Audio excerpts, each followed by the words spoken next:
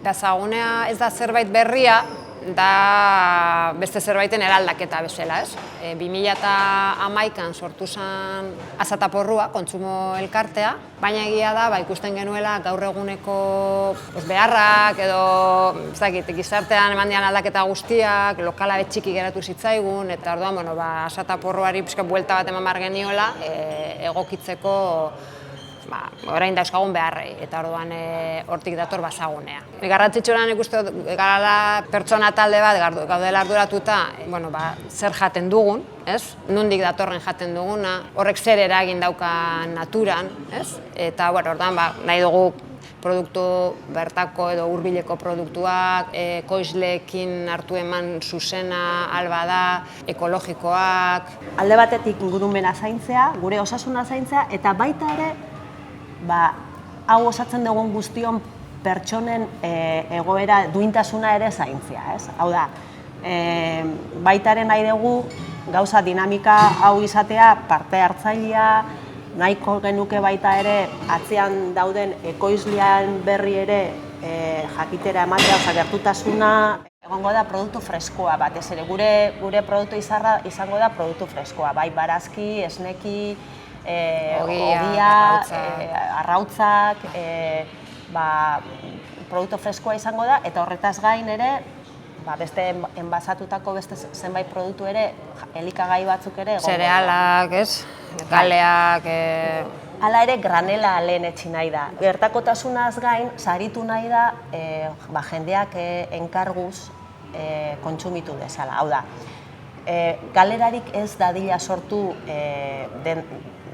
elkartearentzat. Lehendikan baldin badakigu gutxi gora bera jarraikortasun batekin kontsumituko dela, orduan horrek galera gutxiago suposatuko dut. Horrek irabazi asmorik gabeko taldea bat izatea pixkat horren gainean dijoa, ez? Produktu bakoitzak eduki dezala bere prezio duina ekoizlearentzako, baina baita ere eroslearentzako moldagarria edo. Gustatuko litzaiguke honi, egoten diago izaten baserritarrak, beraiek egiten duten eskaintzari guk gehitzea alba dugu, ez? Eskuti jutea eta apostutxo bat gehiago egotea, egongo da goizetan, baina arratzalde batzutan ere irekita egongo da, eta honi bizitza ematea ero ikusten dugu garrantzitsua dela. Eta hori ere sartu dugu gure dekalogo horretan, bai. Plaza, ez? Plazaren izaera hori, plazak jendeak bizitzen du. Eta nik uste eraikin honi pixkat hori falta zaiola. Jendearen joan etorria eta izatea erosketara egitea joaten zean bakoitzean, pixkat elkarren berri jakiteko gune bat, ez? Ekimen hau baita ere parte hartzen dugunon diru aportazioan bitartez osatuta dago. Orduan, momentuz, diru iturria da ona da, eta orduan, funtzionatuko du goiz batzuk eta arratzalde batzuk zabalduko da, eta egongo da dendari bat. Soldatapean egongo da dendari bat.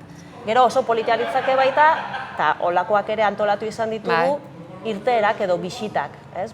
Ezagutzea jaten dezun produktu hori nork eta non ekoizten den eta bere gora bera guztiak, ez? Jogurrak, joan ginean, jogurra erosten gendun eta behiak ezagutu genituen. Bai, baina beste... Ze behik, ematen zuten, bai. Balore hartzen du produktu horrek, atzean dagoen guzti hori ezagutzen dezunean. Eta oso bisita politxak. Milekin be, bai, ez da, umeak ikustia, eta dana da. Bai, danontzako ikaste prozesu bat eta kontzientzia hartzeko modu bat. Azkideak ordaintzen dugu, 10 euroko kuota bat, horrekin bizkatxo bat, gastu generalak eta ordaintzeko. Eta izena ematea. Bai eskatzen duguna da, lehenengo izena ematen duzunean, 30 euroko diru sarrera bat bezala, konpromiso hartzen duzula. Eta gero ja kuota, eta jendea animatzen dugu. Bai, azkenean ez da, ez da gizaren esan, elkartearena da denda baino gehiago, ez? Baina gara talde bat bezala, eta ez dakit, horrek ere lehenek komentatu duguna, igual erosketa egitera zatoz, eta hombre, eta 5 minututan egin behar zenduna, bat eta bestia, eta barduko gardotxo bat, bazakit, ez, danak eramaten zaituela, familia bat bezala ero sortzen. Komunitate bat. Hori, komunitate bat sortzea da. Eta lantaldetan ere, danok ikasten dugu, eta bai, arakargarrixa da, eta nik uste bete egiten gaituela. Bai.